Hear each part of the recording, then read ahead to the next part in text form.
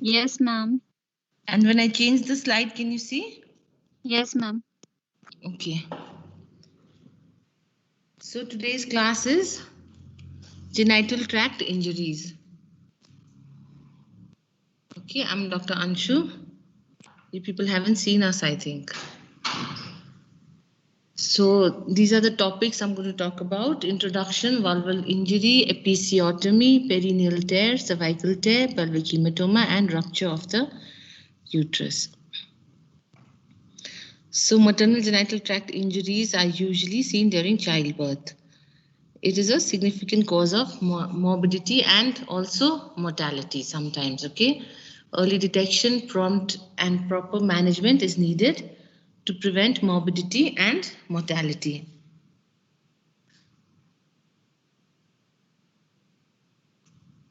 So, injury to the vulva. So usually lacerations and tears are seen during childbirth. It is there always it is usually there, okay? And the tears are usually seen posteriorly or could be laterally also. Then there's something known as paraurethral tear. So the urethra, around the urethra, there could be a tear. So this tear is a little dangerous because sometimes what happens when you are suturing the paraurethral tear, you might suture the urethral opening also. So to prevent this, you have to put a plain catheter inside the urethra to know where the urethra is and avoid suturing it, okay? So to avoid injury and inadvertent suturing of the urethral opening, you have to put a plain rubber catheter, okay, red rubber catheter into the urethra. Okay, so paraurethral tears are important for this reason, and also the paraurethral tears bleed because it is a vascular area. So this area bleeds a lot. So if there is bleeding, you have to suture it. So now there is perineal injury because of overstretching of the perineum, rapid stretching or rigid perineal tissue. Now perineal injury or perineal tear is classified into 4 degrees. Okay, according to the tissues that are involved. Is this visible, everyone? Can you see? Somebody? Yes, ma'am. Okay. And you can hear me also, right? You can Yes, hear ma'am. me, right? Sunil as well. Yeah. Okay. So, degree of perineal tear, there are 4 degrees of perineal tear. So, you have to know this. Okay, this is very important because it is a very important topic, this topic. You're asked in your table vivas, you're asked anywhere. So, this is important. So, the first degree tear is when there is injury to the perineal skin and the vaginal epithelium only. Okay, so it is the skin that is outside. Okay, the skin or the inside the mucosa, the vaginal epithelium. Second degree means when there is a muscle involvement. So if the muscle is also torn, it is a second degree tear. So it involves an injury that extends into the fascia and muscles of the perineum, which includes the deep and superficial transverse perineal muscles and fibers of the pubococcygeus and bulbocavernosus muscles. Second degree lacerations do not involve the anal sphincter muscles. Okay, so it is a muscle injury, but it is the vaginal muscle injury. Okay, so perineal muscle injuries. I'm sorry, not vaginal. So in the perineum we have muscles. So that is the injury to the perineal muscle. It is not the anal sphincter muscle. Okay, so muscle you will sometimes you might get confused. So it is just the perineal muscles that are injured in the second degree tear. It involves that is the pubococcygeus, bulbocavernosus, and superficial and deep perineal muscles. Okay, third degree is when it involves the anal sphincter complex also. Okay, so usually when you have a third degree, there is a second degree also. So you will not say it is a second and a third degree, you will just say a third degree. That means it also involves the muscles of the perineum and also the anal sphincter muscles.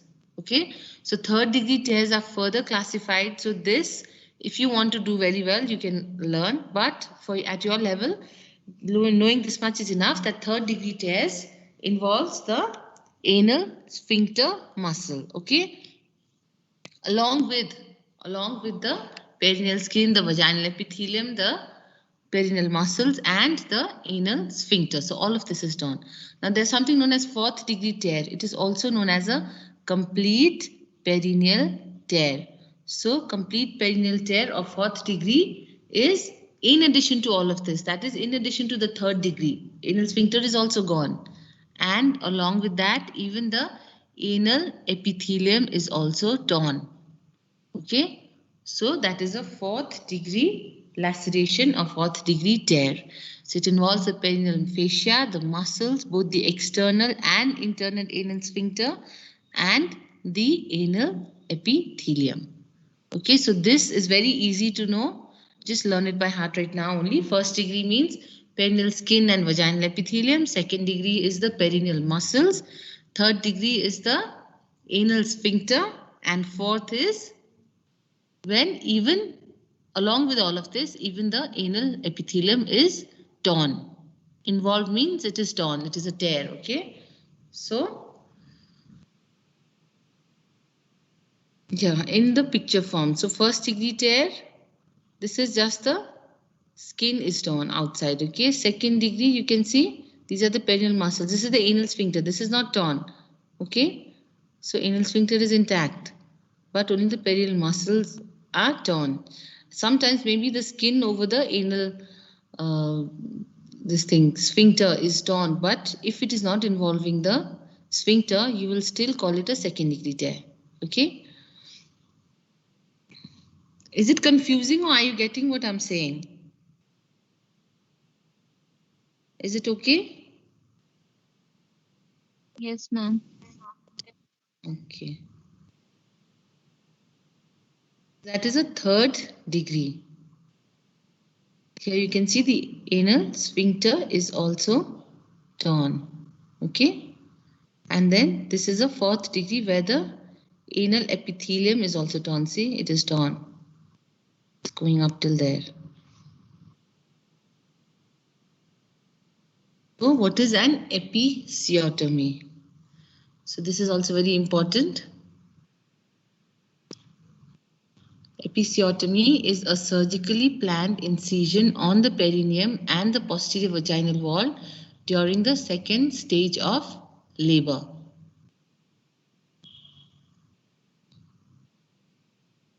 So how many stages of labor are there? Anybody? Rashi, tell me. How many stages of labor? Rashi, are you there?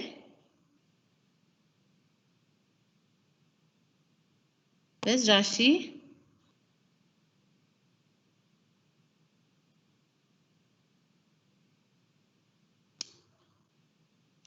Soumya? So how many of you are there actually? I'm going to take attendance now. Prasansha? Yes, ma'am. Yes, ma'am. Yes, ma'am. Yes, ma'am. Yes, ma'am. Yes, ma'am. तिमीले त eco गर्यो. Jenish, are you there? Yes, ma'am. Okay, so tell me how many stages of labor? Whatever you know. Three stages: first, second, third. No, there's something known as fourth stage also. Okay, so there are four stages. Now, what is first stage? First stage भनेको dilatation of cervix, and in second stage there is fully dilated cervix along with the descent of the head, engagement and expulsion of the fetus. Okay, it's okay. Stop. I'll tell you. See, there are four stages of labor. The first stage is it starts from the onset of labor, true labor pains, something known as true labor pains. Okay, so it starts from the onset of true labor pains to the full dilatation of the cervix. So that's how you will say. The first stage is it starts from the onset of true labor pains till fully dilated cervix. So fully dilated is how many centimeters? Rashi, are you there? Rashi, Sneha, Sneha. See, these, I'm going to mark you absent now. Soumya? Soumya absent? Anisha? Anisha Jha? Are you there?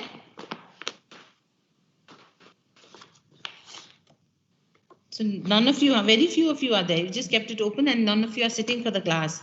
What is the point in taking class then? Kiran? Kiran Lamichhane? Kiran, are you there? Yes, ma'am. Okay, so I'm what is full Anisha dilatation? Jha, present. Anisha Jha, where were you when I was talking? Ma'am, net is slow, that's why. Where is Rashi? Rashi, Soumya, Anamika, Ananya, Yes, ma'am. Ananya, Ananya. You're there? Yes, Okay. So tell me, what is full dilatation of cervix? 10 centimeter, about 10 Okay, centimeter. so full dilatation is 10 centimeters. Okay. So first stage of labor is from the onset of true labor pains till fully dilated cervix. So it has to be 10 centimeters. So the first stage is dilatation of the cervix. It doesn't mean that there is no head descent and all. Okay. So there is head descent. It is all there.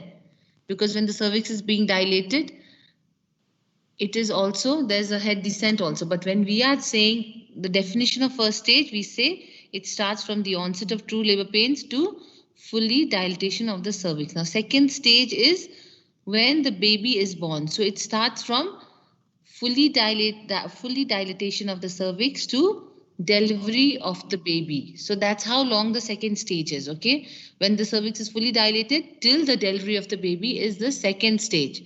Third stage is after the delivery of the baby till delivery of the placenta. Why these are important is because there's certain time allotted for them, something known as prolonged labor. Okay, so to quantify a prolonged labor, you have to know how long first stage is, how long second stage is, and how long third stage is. Okay, so third stage is from delivery of the baby to expulsion of the placenta, and fourth stage is 1 hour after delivery. Okay, so that's why there are 4 stages of labor.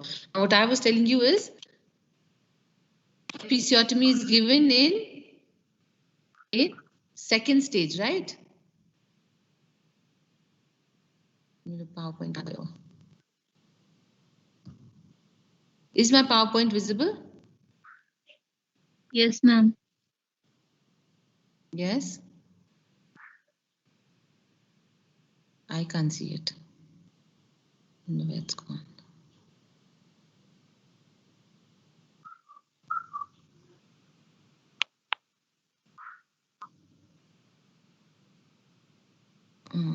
So I was telling you.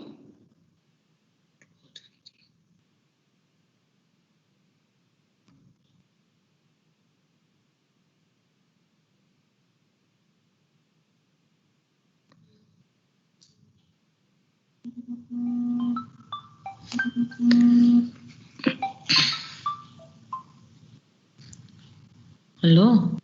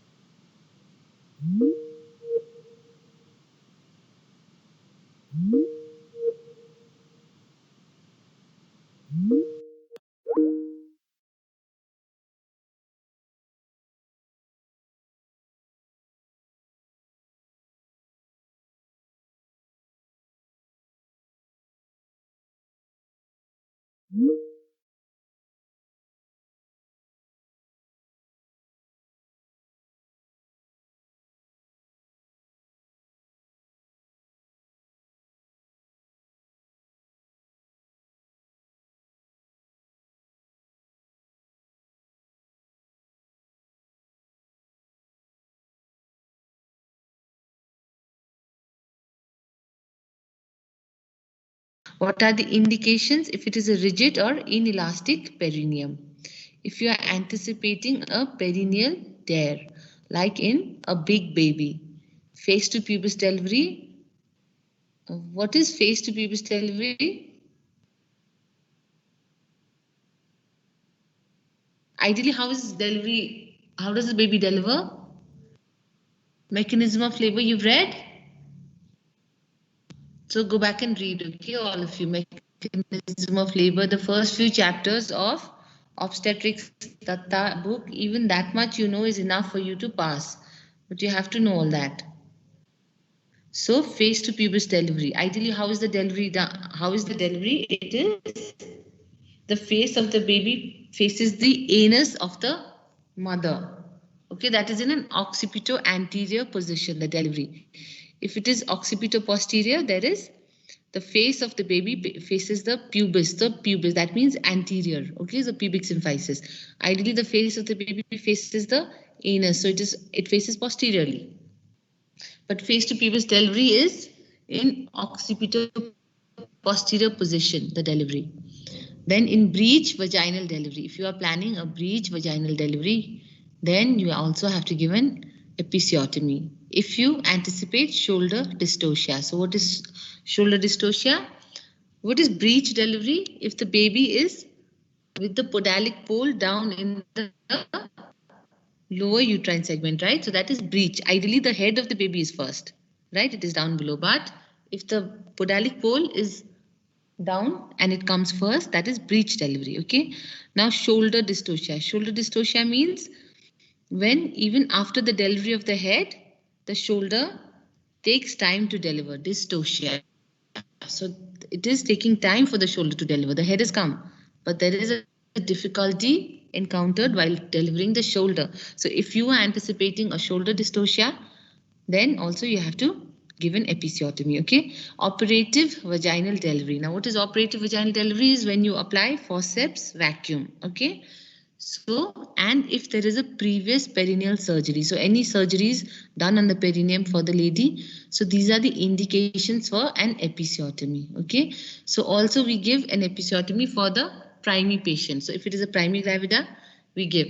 But if it is a gravida 2, that means second pregnancy, second delivery, we'll just assess if there is enough space, we might not give.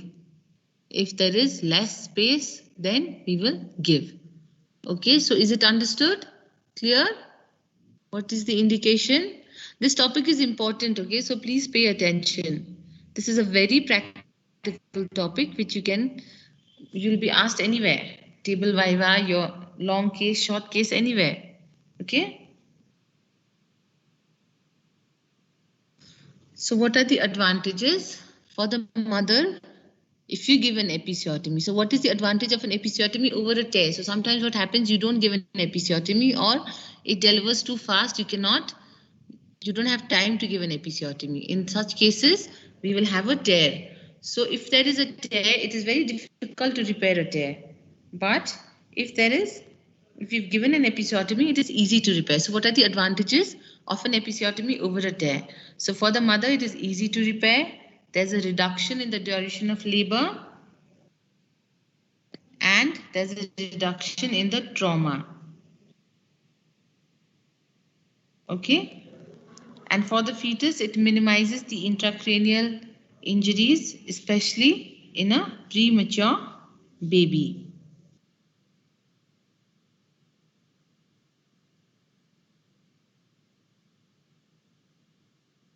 So what is the timing of an episiotomy? So I told you second stage is as long as 2 hours in a primary gravida and 1 hour in a multi. So 1 whole hour you cut and wait, she will bleed. When you give an episiotomy, obviously if you're cutting something, there is bleeding. So you'll have a lot of bleeding there.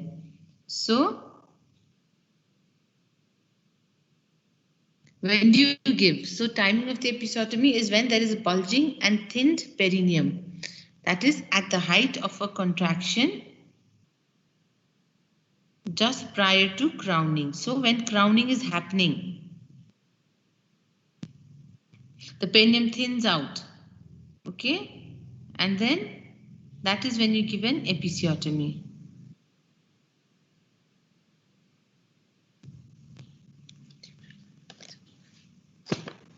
Okay, so just here you can see the head is, what is crowning? There's a definition of crowning. When the maximum biparietal diameter of the fetal head stretches the vulval outlet. So it is stretching the vulval outlet, see? And even when the contraction passes off, the head does not recede back. That is known as crowning. You have to know all your definitions, okay? So you have to read the first few chapters of Datta and then only you will understand what we are talking. Otherwise, it's going to be difficult. So this is crowning, when you can see the head. So at this point, you give an episiotomy for easy delivery, okay? So what are the types of an episiotomy? There's a median, mediolateral, lateral, and J-shaped. See, this is a median episiotomy. Median is starting from the forechet. You know, this is the forechet. This is the forechet. So from the forechet, you're going straight behind in the midline. That is a median. Mediolateral is from the forechet, you're going slanting. So it is away from the anus, 2.5 centimeters away. But in a median, you're just straight going towards the anus. So advantages and disadvantages of these two, I'll tell you. Okay, mediolateral incision is from the midpoint of the forechet, goes diagonally outwards in a straight line about 2.5 centimeters away from the anus, either to the left or to the right. Okay, so either side you can give the episiotomy. That means you can even go like this, or you can start from here and you can go like that.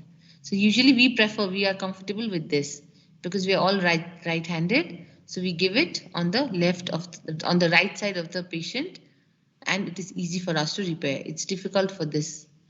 Okay, so we are usually used to the right mediolateral episiotomy.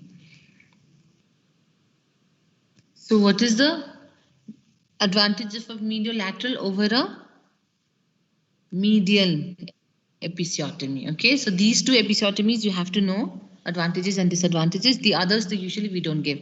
Okay, so what is the merit of a mediolateral? So it is safe. Okay, so the rectal involvement is not seen, and incision can be extended also.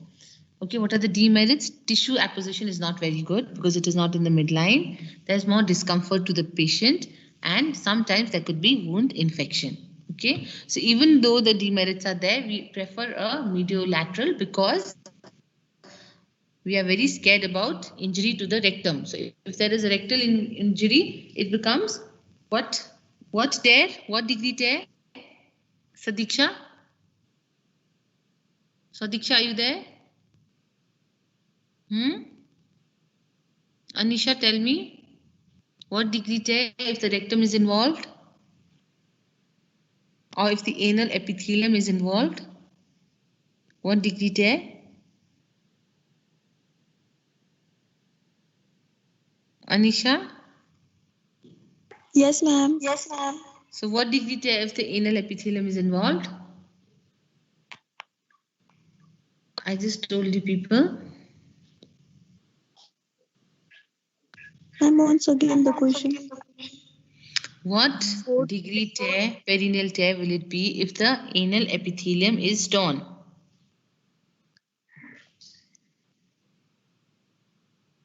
First, second, third, fourth, what degree tear? Fourth, okay. So because if it becomes a fourth degree tear, obviously it is a bad tear. That's why we are scared of giving a median episiotomy. We give a mediolateral episiotomy, okay.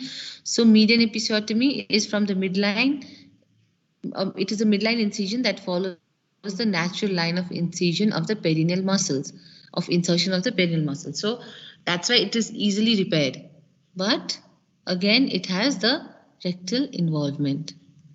Okay, so what is the merit of the median episiotomy? It reduces the blood loss. It is easy to repair. There is lesser pain for the patient. But the demerit is extension may involve the rectum, damage to the anal sphincter. Okay, so that's why we are preferring a mediolateral episiotomy. So what are the structures that are cut in an episiotomy? Posterior vaginal wall, superficial and deep transverse perineal muscles, the fascia covering it, the transverse perineal branches of the pudendal vessels and nerves, and subcutaneous tissue and skin.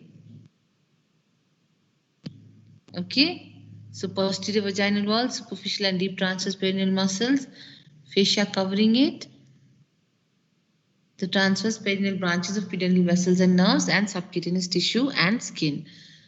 The perineum is thoroughly swabbed. Now, what are the preliminaries for an episiotomy? So you thoroughly clean the perineum, drape, and infiltrate lignocaine 1% in the line of incision. Okay, so I've shown you the episiotomy, that is the line of incision, the same thing here you can see here. Okay, so 2 fingers are placed inside the vagina between the presenting part and posterior vaginal wall. You can see how the fingers are placed inside. See, this is the index finger and that is the middle finger.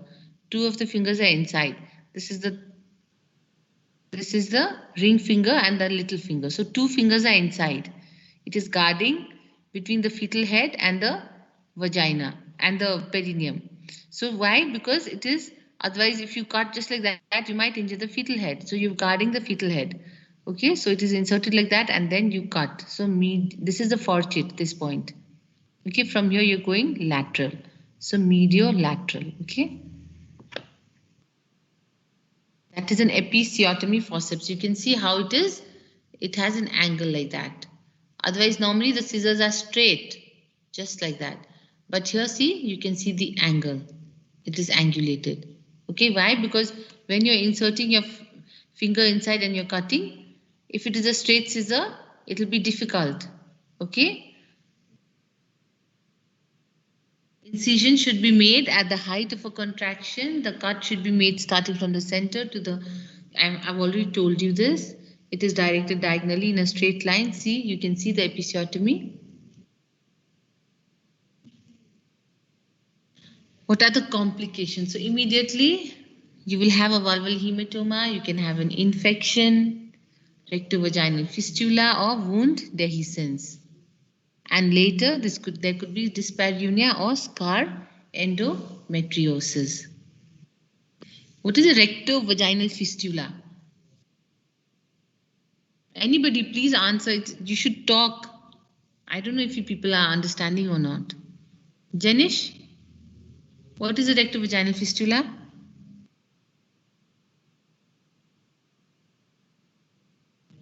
Yes, ma'am. What is a rectovaginal fistula? It is the abnormal communication between the lower part of the rectum and the vagina.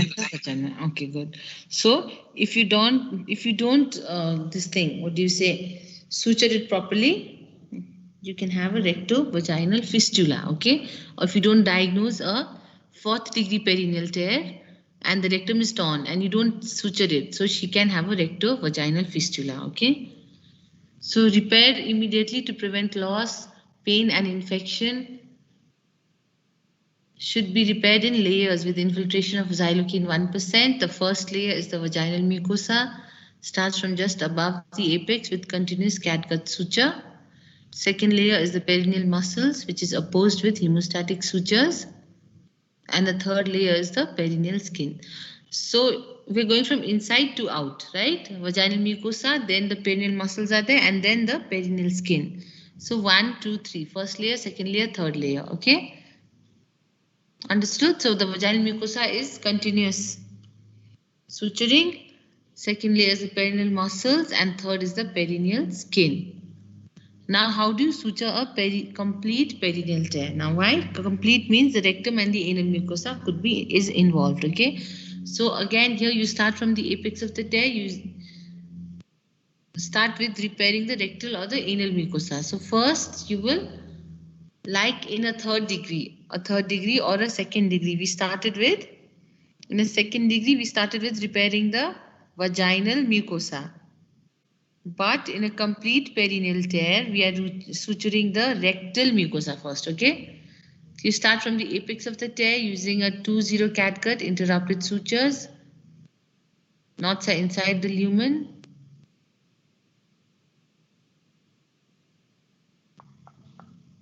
And then the torn ends of the anal sphincter are caught with Alice forceps and opposed together with figure of 8 suture. The anal sphincter is then sutured. The rest is like in the 2nd degree. So is it clear? Clear or no? Are you people understanding? So first you repair the anal mucosa, then you repair the anal sphincter, and then the vaginal mucosa, okay? How do you take care of a perineal tear? You maintain local hygiene using sterile pads, wash with clean water after passing urine and stool, perineal light, so it is used for local soothing effect, and NSAIDs may be used to relieve the pain. So what is the, after an episiotomy, you ask her to have a diet which is rich in fiber, which prevents constipation, ask the woman to walk with the thighs opposed, okay, and no squatting. If you squat, the wound might give way. So no squatting. Change pads every 4 hours to help prevent infection, and squirt tap water over the perineum beginning from the front and moving towards the back. So there's something known as seize bath. So you sit in a warm tub of water. Always wash hands thoroughly before and after going to the bathroom, and keep the wound clean and dry after each act of urination and defecation. Now for a complete perineal tear, you give liquid diet on the first day, soft diet for the next 2 days, and then laxatives for 5 days. So what this means is we are avoiding complete perineal tear, means the anal mucosa is also torn. So we are trying to give time for the anal mucosa to heal. So we're just giving her liquid diet on the first day. Okay, so that means she's not going to form stools. Then soft diet for the next 2 days.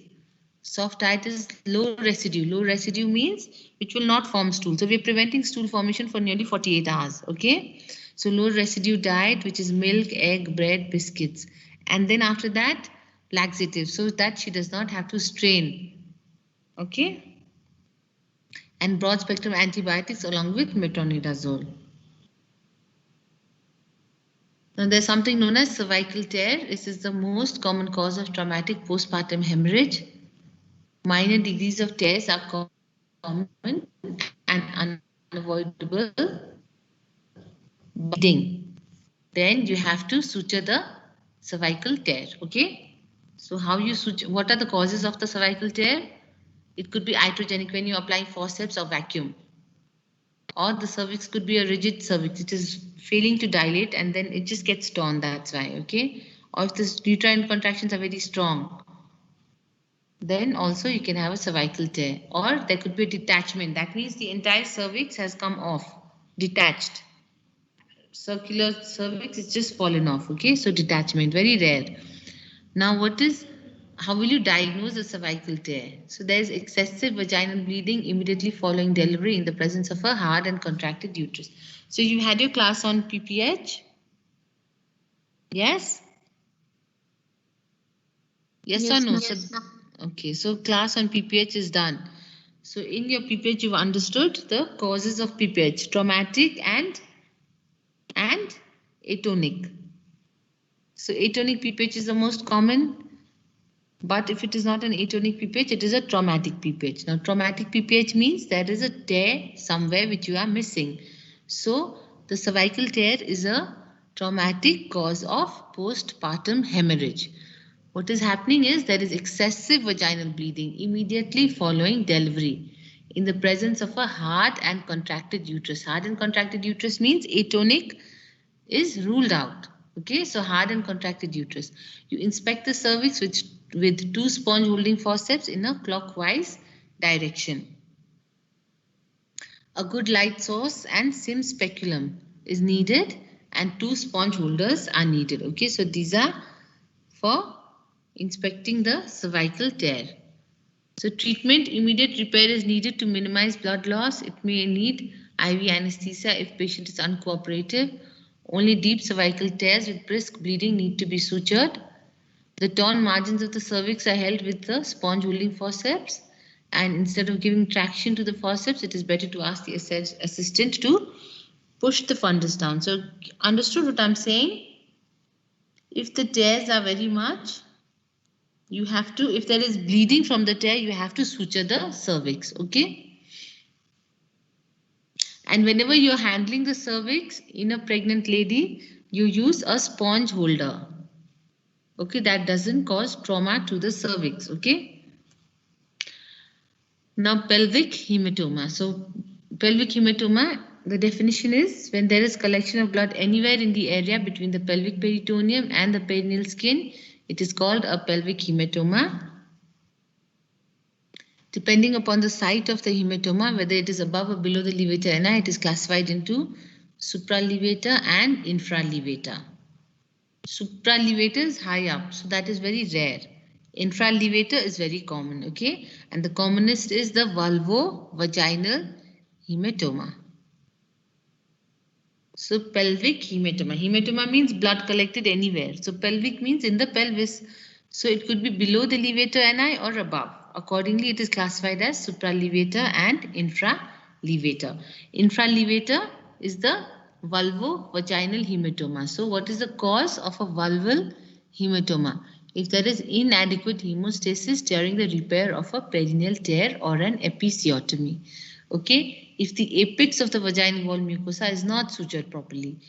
Apex is the highest point of the tear. So first, always when you're securing, you go above the apex. Okay, so above the apex is needed because the vaginal arteries coil and go back above.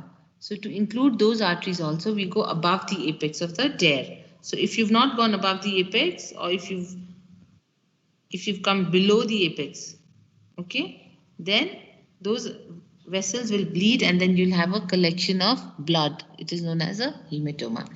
So dead space is not obliterated properly.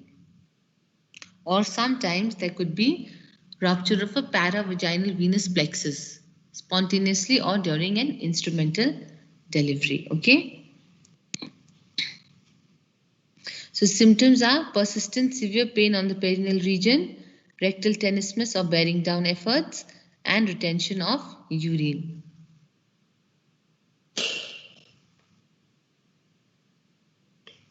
Okay, so there is pain in the rectum, in the perineal region. Rectal tenesmus means she wants to keep passing stools. Okay. And retention of urine. So this is very important. Whenever there is retention of urine in a postpartum lady, you have to rule out a pelvic hematoma. Okay, and retention of urine is very common in a postpartum lady. There, that is the picture of a vulval hematoma. Okay, so what are the signs? There could be variable degrees of shock. Why? Because according to the amount of blood loss, if the blood loss is very much, then the lady will be in shock. The vulva is tense. There is a swelling at the vulva. It is dusky purple and tender. The vaginal wall will bulge on internal examination. Okay. So treatment is a small hematoma which is less than 5 centimeter can be treated conservatively. But if it is a larger one, we have to take the patient to the operation theatre and explore under general anesthesia. Early detection and emergency management. Okay. Now you have to arrange and cross match blood, resuscitate the patient according to the level of shock. So how badly she's in shock. Okay, accordingly you have to resuscitate her first and manage her shock. So treatment, you scoop out the blood clots, secure the bleeding points, the dead space is obliterated by figure of 8 sutures, and if you're not able to secure the dead spaces, if they're still bleeding, you can put a drain. Okay, a corrugated rubber drain. It can be kept, and you have to give her antibiotics. Okay, so what you're doing is you're taking out the blood clots, you're suturing the dead space, and you're giving her antibiotics. So that was the infralevator hematoma, what I talked about, vulvovaginal. Okay, supralevator is when it is above the levator ani muscle. So what are the causes is if there is an extension of the cervical laceration, it is going high up, okay? If the vault is ruptured, vault is what? Vaginal vault. Vault is the highest point of the vagina, right? So if the vault ruptures, okay, the vaginal vault ruptures, this obviously the tear will go high up and low uterine segment is ruptured, okay? So that is a rupture uterus. Or there could be sometimes spontaneous rupture of a paravaginal venous plexus, which is adjacent to the vault. Am I too fast? Is it fast? No, ma'am. It's okay. Yes, ma'am. You can understand? Yes, ma'am. Yes, ma'am. Okay.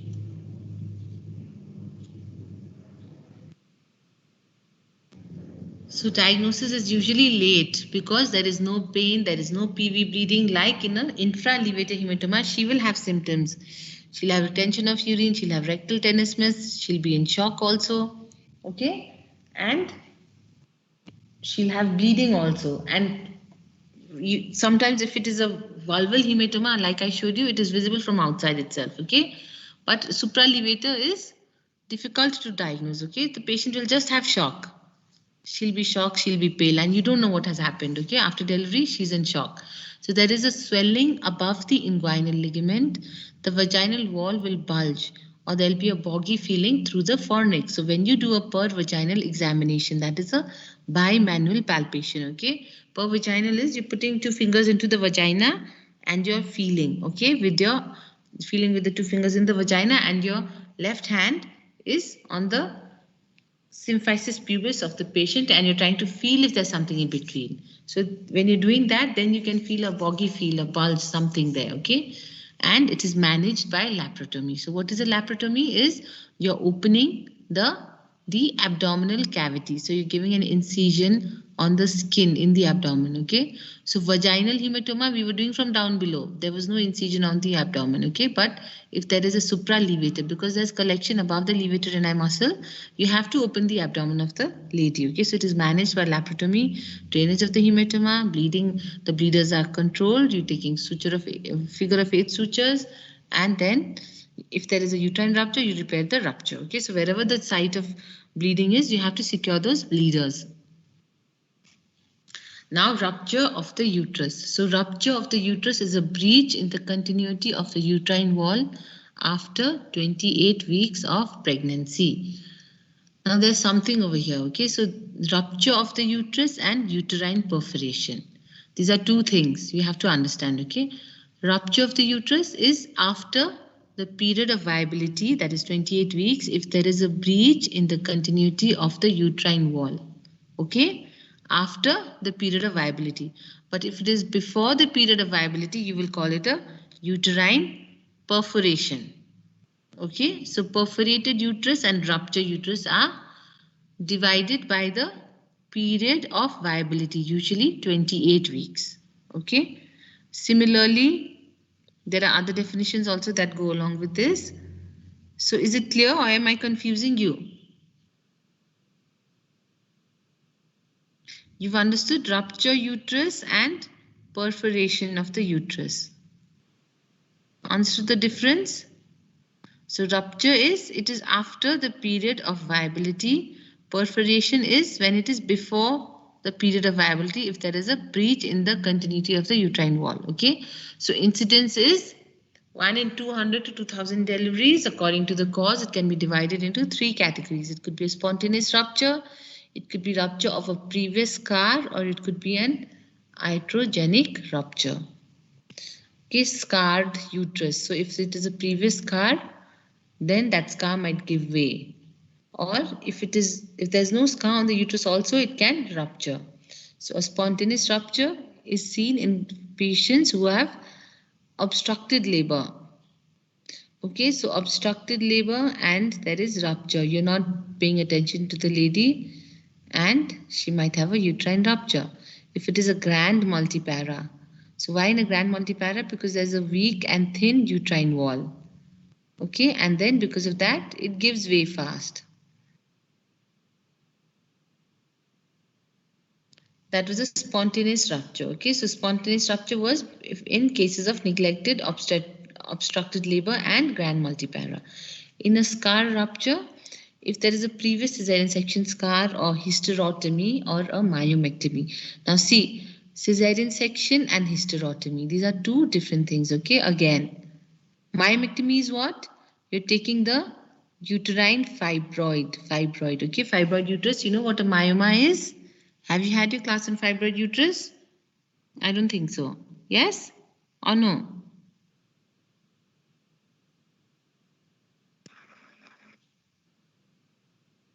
Fibroid uterus is done?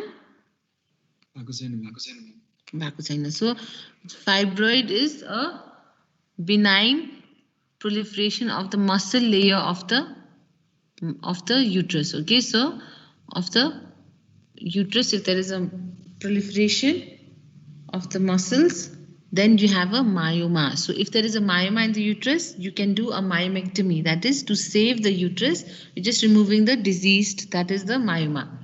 It is not a cancerous lesion, it is a benign condition. So you can just remove that lesion. So that is why you're cutting the uterus and taking out the myoma. So there's a scar on the uterus. So that is a myomectomy scar. Now hysterotomy scar and cesarean section. Cesarean section is when you're doing a delivery for the baby, right? So there's a difference between the two. Cesarean section is again after the period of viability. If you're cutting the uterus to deliver the baby, it is a cesarean section scar. Hysterotomy is if before the period of viability, you're cutting open the uterus and taking out the products of conception. Okay, that is like an abortion. Okay, an abortion, but you're doing a surgical method. You're cutting it open. Okay, so hysterotomy scar. Is it clear? Or are you confused even more? Janish? Buja? Pradeep? Pradeep ल फेरि बुझ्यो मैले भनेको myomectomy scar भनेको के थियो myomectomy scar is when you have a myoma. Okay, myoma is a benign proliferation of the muscle layer, smooth muscles of the uterus. Okay, so if there is a myoma and you want to remove it, you will cut the uterus, take out the myoma. So there's a scar on the uterus, right? So that is a myomectomy scar. Okay, because it is inside the muscle layer of the uterus. So you're cutting the uterus and taking out that myoma and then suturing it back again. Okay, so there scar bhayo, there rent bhayo. Okay, so that is myomectomy scar. Cesarean section scar is what? When you're doing a cesarean delivery. So you're cutting the uterus, taking out the baby, and then suturing the uterus again. So that is a cesarean section scar. Now, what is a hysterotomy scar? Hysterotomy scar is when you're cutting the uterus, taking out the product of conception. So POC or product of conceptus is removed. You're cutting the uterus and taking it out. Now, why you're doing this is in some cases we do that. Okay, very rarely hysterotomy is done. Ideally, we do an expulsion from down below, but sometimes we have to do a hysterotomy. Okay, when you're trying to expel it from down below, it is not happening. In such cases, to save the mother's life, okay, then we might need to do a hysterotomy. So hysterotomy is done before the period of viability. That means when you're doing a hysterotomy, the baby is not going to be living. Okay, it has not become a fetus yet.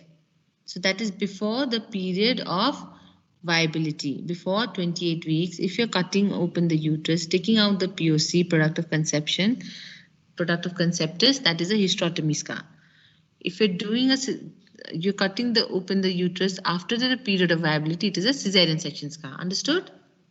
Clear, Bhaiya? Okay.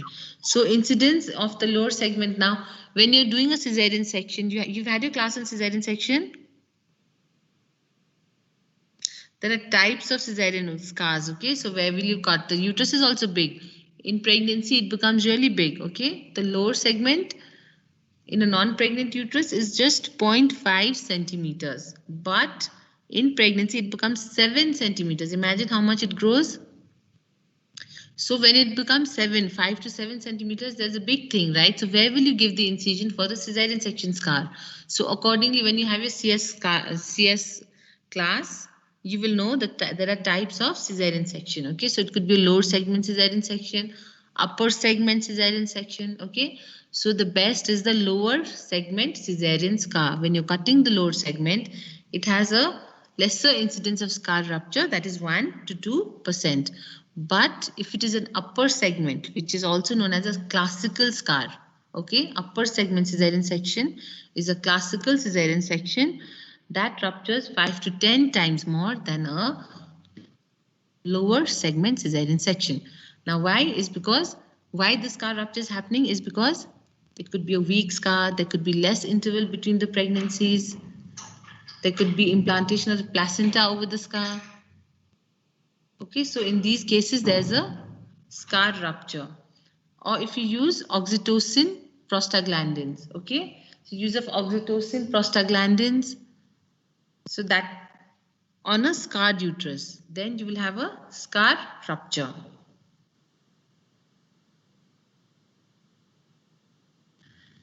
Iatrogenic is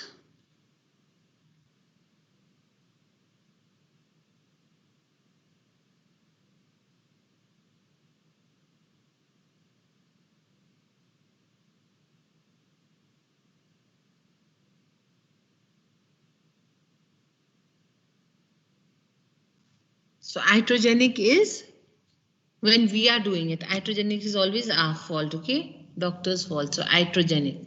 So it is a fault. So iatrogenic is when you're using oxytocin prostaglandins without monitoring the patient properly. You're just giving. You're not seeing her properly. Sometimes there will be a rupture, okay? So, or if you're doing a forcible external cephalic version. So external cephalic version is a procedure which we do for breech pregnancies. Okay, so external cephalic, when you have your breech class, you will know what this is. So external cephalic, or you've already had your breech class, right? It's done. It was done last week, I think. So external cephalic version. Why? Because the breech or the podalic pole is down below. Now for a breech, we try to convert the breech into a cephalic position. So we're rotating the podalic pole, bringing it to the fundal area and trying to bring the head down so that she can have a normal delivery. Okay, so external cephalic version, or if there is a fall or direct trauma over the abdomen, or if there is if you do an internal podalic version. Okay, now these are big things for you. I think you'll understand gradually. If you're doing destructive operations, okay, destructive operations are done in patients where the baby is an anomalous baby. Baby is not coming down. We are not having vaginal delivery. It's difficult to have vaginal delivery and it is an anomalous baby. So we'll do some destructive procedures, remove the baby piecemeal, or lots of these things are there, destructive operations are there, which we're doing from the vagina itself. We're preventing a scar for the mother, okay? Or if you're doing a manual removal of the placenta. So these are all iatrogenic causes of rupture. So when whenever you do any procedure, you have to see the patient properly and exclude rupture of uterus. Okay, so what are the types of a rupture uterus? Complete rupture or incomplete. Now, complete ruptures, it involves all the layers of the uterus, including the visceral peritoneum and serosa. And the fetus with the placenta is lying outside the uterine cavity. If it is an incomplete rupture, it is only the outer serosal layer the outer serosal layer is intact. So outside the peritoneal layer is intact, but inside the muscles have given way. Okay, so it is just the outer layer, the serosal layer is intact. Scar dehiscence is when the scar is disrupted only in a part, okay, not the entire length. And a rupture scar is when the whole length of the scar has ruptured, the fetal membranes and everything is outside and there's bleeding from the margins, okay? So complete rupture, incomplete rupture, and scar dehiscence and scar rupture. Scar dehiscence is when only partial, not the whole length, the partial part of the scar is ruptured.